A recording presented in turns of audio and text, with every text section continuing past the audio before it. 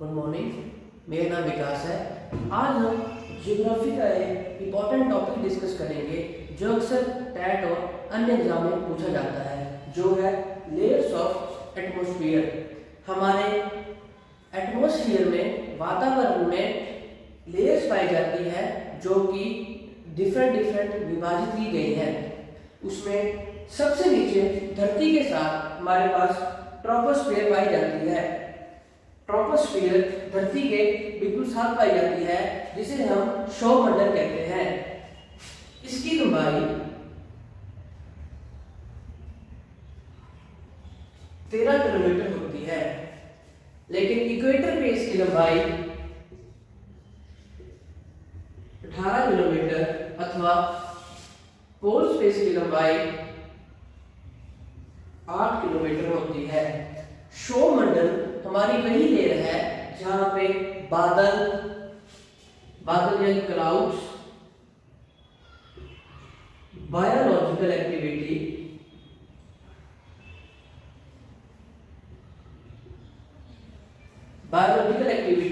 और अन्य गतिविधियां होती हैं। इसी लेयर में हमारे पास बादल बनते हैं और अन्य एक्टिविटीज होती हैं। इसके अलावा इस लेयर में जो तापमान है वो ऊपर की तरफ जाते समय घटता है, मतलब इस लेयर में टेम्परेचर जो है ऊपर को जाते हुए कम होता है। इसके बाद हमारे पास आती है स्ट्रेटोस्फीयर, जिसे हम समताप मंडल कहते हैं। क्या कहते हैं? समताप मंडल कहते हैं। इस लेयर में सबसे खास बात यह है कि यहाँ पे ओजोन लेयर पाई जाती है।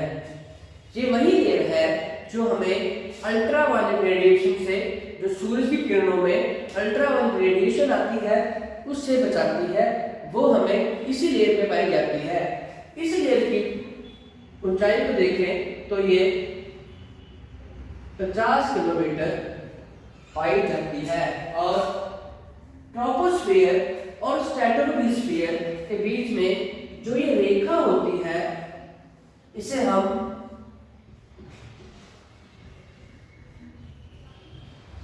ट्रोपोपॉज कहते हैं। क्या कहते हैं? इसे ट्रोपोपॉज कहते हैं। हमने पढ़ा कि समताप मंडल में ओजोन लेयर पाई जाती है, और इस ओजोन लेयर की जो विड्थ होती है, जितने एरिया में ये पाई जाती है, वो है 10 किलोमीटर से लेके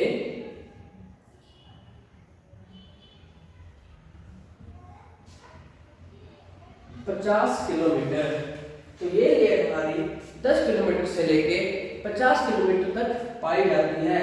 इस बात का ध्यान रखें कि इस लेयर में हमें कोई भी बादल देखने को नहीं मिलते हैं, और जो हमारे जहाज होते हैं, एरोप्लेन्स होते हैं, वो हमारे इसी लेयर में मिलते हैं। जैसे हमने पढ़ा कि जो हमारी सौरमंडल है उसमें जो तापमान है वो ऊंचाई पर जाते टाइम पे घटता है, उसी तरह स्ट्रेटोस्फीयर में तापमान ऊंचाई पे जाते हुए बढ़ता है। तो हमने पढ़ा कि ट्रोपोस्फीयर में तापमान ऊंचाई में जाते हुए घट जाता है, वैसे ही स्ट्रेटोस्फीयर में तापमान ऊंचाई में जाते हुए बढ़ता है। इसके बाद हमारे पास है मीसोस्फीयर, जिसे हम मध्य मंडल कहते हैं। इसकी जो ऊंचाई है वो 80 किलोमीटर है। कितनी है? 80 किलोमीटर है। इसमें जो तापमान है वो ऊंचाई में जाते हुए घटता है, ऊंचाई में जाते हुए घटता है। और जो ये लेयर है जिसमें मैं अभी बात चलाऊंगा, इसे मीसोपॉज कहते हैं।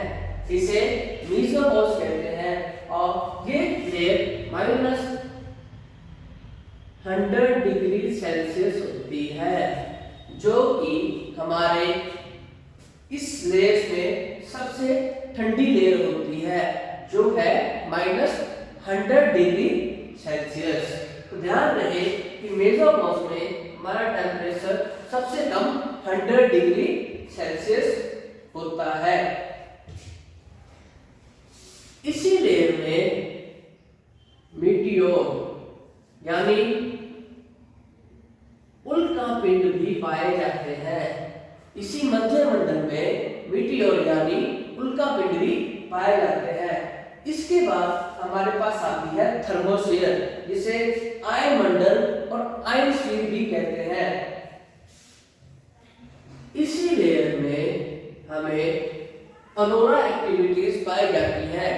जो तरंगे हमें अंटार्कटिक और आर्कटिक में रंग बिरंगी पाई जाती है, जो नॉर्मल में दिखती है हरे रंग की, उन्हें ही अरोरा कहते हैं, जो हमें थर्मोस्फीयर यानी आयनोस्फीयर में पाई जाती है। इस लेयर की पूरी लंबाई होती है वो 400 किलोमीटर होती है। और इसी लेयर में हमें थर्मोस्फीयर में अरोरा के साथ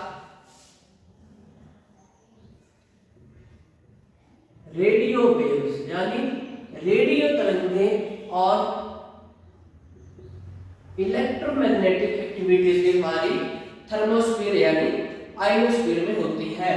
इसके बाद हमारे पास आता है एक्सोस्फीयर, जहां पे तापमान जो है वो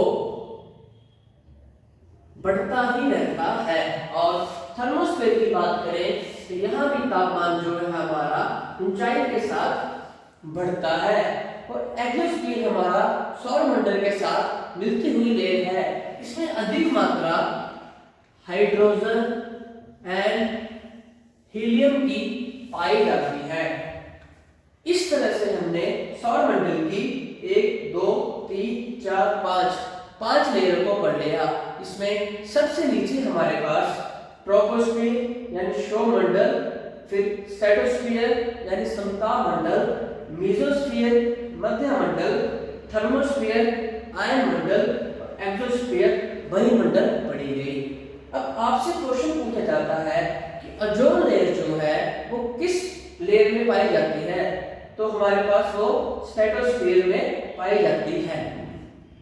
उसी तरह आपसे क्वेश्चन पूछ लिया जाएगा कि हवाई जहाज किस लेयर में चलते हैं, तो स्ट्रेटोस्फीयर में चलते हैं। और ऐसी कौन सी लेयर है जहां पे सबसे कम टेम्परेचर होगा, तो हमारे पास आएगी मेसोस्फीयर के बाद जो रहेगी हमारी मेसोपॉज, जहां पे होता है -100 डिग्री सेल्सियस। इसी तरह की इंटरेस्टिंग वीडियोस और ऐसे कोर्सेज को देखने के लिए हमारे साथ जुड़े रहें। धन्यवाद।